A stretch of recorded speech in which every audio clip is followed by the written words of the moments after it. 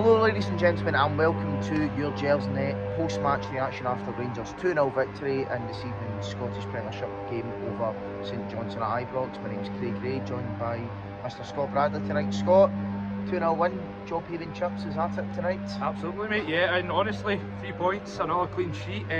Really there's not a lot of complaints that you can really make, but of course it wasn't exactly easy on the eye to watch. It wasn't exactly like a blockbuster performance, but job done.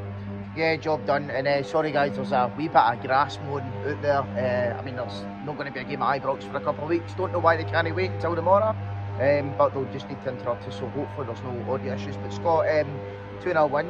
Vaclav Cherny was the man in the press conference after. He'll be the man that gets the headlines. 2 goals for him, and he was answering his critics tonight. Yeah, absolutely, yeah. I thought he responded really well because he didn't have a good game on Thursday night. Of course, he missed that horrendous chance, and even Cherny admitted that he should have scored it. And in terms of the press conference, I thought Cherny came across really well.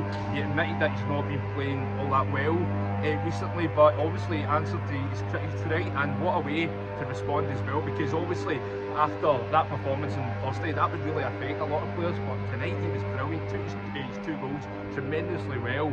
And that's the thing as well though, when we first signed him, Craig, I always knew there was a player in there. We always knew how good he was before, from what we've seen with him at previous clubs, but tonight I was really impressed, and he was just firing on all cylinders.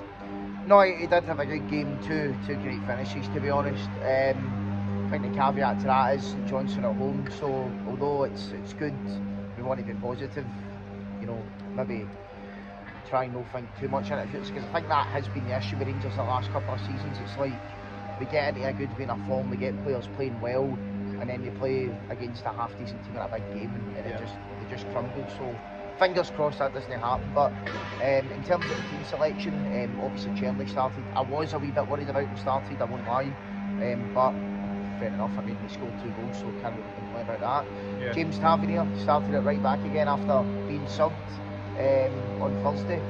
I know you were pleased to see him start, Scott, but were you surprised to see him start after being subbed on Thursday? No, I wasn't surprised in the slightest, because obviously James Tavernier, as we all know, he's a freak athlete, and of course I can admit, James Tavernier as of late has not been playing all that well, but tonight I don't think he really had a bad game. Of course, I thought it was interesting second half where Command put him as a right winger, and that's where Tavernier was actually getting more into the game. He was trying to make things happen. He was getting a lot more of the ball, and he was driving forward more, and he was free roaming a lot more, and I like that about Tav.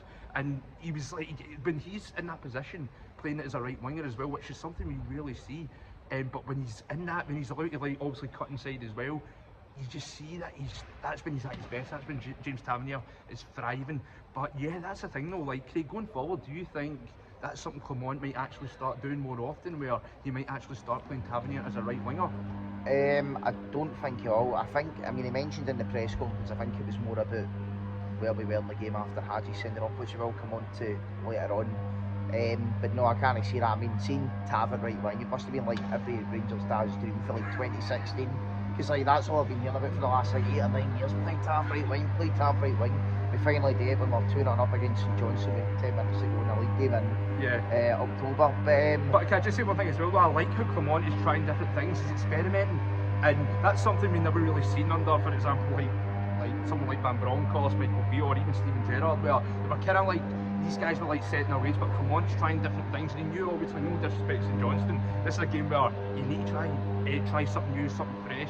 And yeah, and that's the thing though, it was a lot better second half, but in terms of the first half performance, it was not good. Even though Rangers obviously went in with that 1-0 lead, Rangers were so sloppy on the ball, the passing was horrific. Rangers couldn't strike a pass to save themselves, but of course, so obviously made some changes second half, and then obviously the introduction of Yanis Hadji, obviously got that assist for obviously Cherny's second goal, and yeah, of course the red card, will come on to that, and yeah, it was a stonewaller, Craig.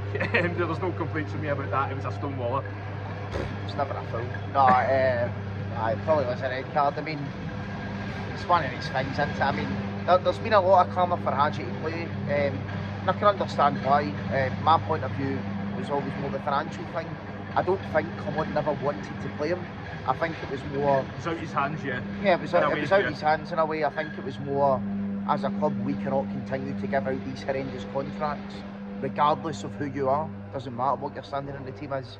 And he's kept him fit in a way in the B team, and Clement said that Haji's attitude throughout the whole period has been first class, so that's good. And he did look good when he came on today, I must admit.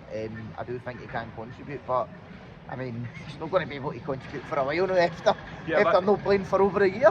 But that's a good thing. No, obviously he put in a solid show and he got that assist as well, so he's not exactly going to be in the doghouse with Clement, but obviously when looking back at it as well, obviously there was no real malice from Haji, and it was just one of those ones, and obviously Haji is not exactly known for his fantastic tackling ability, but it was nice to see him back as well. And the thing is, well, I've never been a huge Yanis Hadji fan, but see, when you look at Rangers' current situation, he's a player that Rangers could be doing with, at least in the first team squad, because you cannot leave a player like Yanis Hadji, right, who played at Euros in the summer and who overall has been a very solid player for Rangers throughout the years. You can't have someone like that rotting away in the B team. You just can't do that. But it does seem like the situation behind the scenes, whatever that was, is now being rectified, and that's good.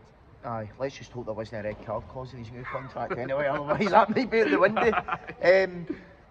Scott, we mentioned the performance earlier. It was flat. It was flat last Sunday against Hibs. The manager mentioned last week the whole playing on a Thursday and then playing at midday on a Sunday. Today it was 8 o'clock on the Sunday, which I don't think anybody was happy about, and you could tell that with the attendance today.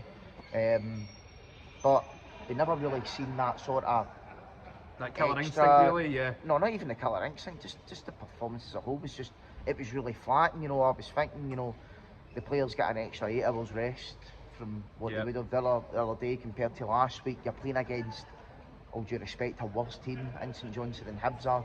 They just get gubbed 6-0 off Celtic last week. So, I mean, we played St Johnstone at Hampden, we probably could have scored 7 or 8 against them. Yeah. To be quite honest, although we were poor on Thursday for defensively, I thought anyway, I was coming here expecting to gub St Johnstone by 4 or 5 goals, and it just never really happened. And why do you think that is? It's hard to put your finger on it for me. I just don't understand. That's the thing though, it just kind of seems like when Rangers obviously get that first goal, sometimes it just kind of depends on the game and how it goes. It doesn't help the fact, of course, like teams like St Johnstone, they'd love to sit back, right, of course, like that's what it's a given, of course, right, but it's been a common theme through like under Clement throughout the season, apart from, of course, the Ross County game, where it's like we're getting the job done, right? We're getting the clean sheets, and that's a big positive. We're getting a lot of clean sheets, right? And I will touch on this before, obviously, we head off. But yeah, that's the thing. Like the performances aren't exactly easy now to watch, and of course, when you look at the team, we've not exactly got a fantastic team, and of course, like that's kind of expected. We haven't got of course, Czerny, he could be that player for us, but we haven't got that player just yet that can take the game by the scruff of the neck and make something happen. But obviously, I think Czerny will be able to do that, and he's got huge potential to do that. But of course, it's still early days. But I think he can really build on obviously that performance tonight. But I just do want to touch on obviously Proper and Suter. I feel like they're really forming a really strong defensive partnership right now. Of course, the Leon result, it was a car crash, and Leon, I think they're a very good side. Their final third, they were just dominating that Rangers defence on Thursday. But what do you make of Proper and Suter? I feel like it's, of course, that's still early days, but I've got high hopes for them. I mean, they've been okay. I don't want to go too overboard with them. Fair enough, give them credit for getting the clean sheets in the league anyway the last few games. But like I said earlier with Czerny, the potential issue is, it's alright, all well and good doing it at home to St Johnstone. What's going to happen in a couple of weeks when we're going to Kilmarnock, going to Aberdeen, playing against those kind of games, right? It's the tougher games that worry me.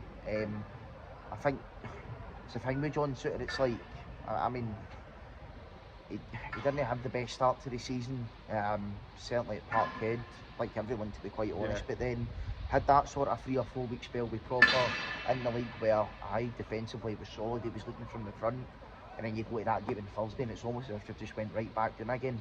So that's the thing that worries me with both of them. I think the Proper, the thing that really worries me with him is he was supposed to be this 30-year-old captain of a team that finished third in the Dutch league last year. So there's clearly a player there, but you were expecting that sort of leadership from him. I don't really think we've had that so far, to be honest. I think the leadership's actually coming more from Suter, who's a couple of years younger than him and doesn't have the experience that Proper has. And I do think there can be something there, but in terms of when it comes to the bigger opponents, they've got to sort that out. They've got to sort that out quickly, mate. No, 100%, yeah. And that's the thing, no, I don't want to be too harsh on new signings, of course, because obviously playing for Rangers, it's a different kettle of fish. There's a lot of pressure that comes with that, and obviously either sink or swim. We've seen players like, of course, like Todd Cantwell, who obviously it didn't work out, of course, the pressure got to him. But that's the thing as well, though, like with the new signings that have came in, I'm not going to write any of them off. I think at least give him 6 months, see what can happen. Look at Sam Lammers, right? Look at him, he's thriving, obviously back in Holland as well, right? But he just couldn't handle obviously the pressure of playing for a team like Rangers. So that's the thing. It's going to be interesting to see how obviously the new signings do. But who would you say has been the standout signing for you that Clemont's made, like throughout the summer window? Yefty or Barron, probably one of the two. Probably Barron. I would say edges it, but I'd probably say Yefty's a close second. Yeah, but yeah, overall, but obviously that's the lights going off now, so that's us basically getting told to head off. I know we'll not be here for a couple of weeks. That's our cue to get up the road. I mean, it's what, about 11 o'clock or something like that now, guys. So hopefully you are going to give us a lot of credit for doing the overtime shifts on a Sunday night on the Lord's Day as well. Double time, Frankie, double time. No, thanks very much for listening to us, guys. I'll be back on tomorrow night. Obviously you've not got your pod tonight because of the late kick-off. We'll discuss today's game. This will do. We'll discuss today's game tomorrow. And Rangers are only going to be back until a week on Thursday to play Steaua Bucharest in the Europa League. So we'll see you back then for that. Scott, thanks for joining me, mate. Pleasure, mate. And we'll see you later, guys. Thanks. Bye bye.